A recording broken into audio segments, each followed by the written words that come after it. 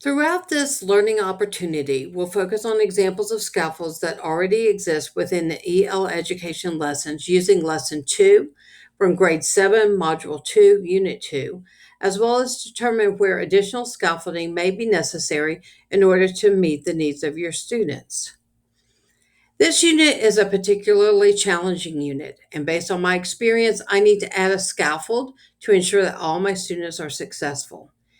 In Lesson 2, students work with Chavez's Commonwealth Club address to learn how a major section contributes to the whole. In Lesson 2, Work Time A, the teacher briefly goes over the purpose of structure in a text. Then in Work Time B, the teacher models how paragraphs 1 through 7 connect to the central claim of the whole speech. I found that I needed to spend more time going over text structure than is given in the lesson. I do not need to teach a mini lesson on text structure because they have been taught text structure for many years. I do briefly remind them of the different text structures and then display an anchor chart with prompts to help them with this skill.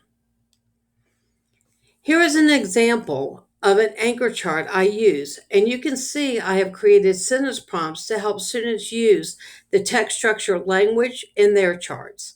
I challenge them to try and include a structure and a rhetorical tool when completing the Commonwealth Club Address anchor chart.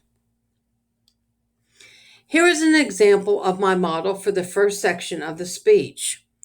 This section illustrates the problems that face Chicanos. He explains these problems through personal anecdotes and facts and statistics about the farm workers' lives.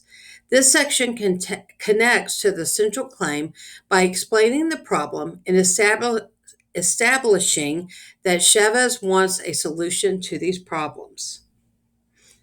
I found that my students benefit from having the language around text structure and rhetorical tools available to them as they complete the rest of the chart.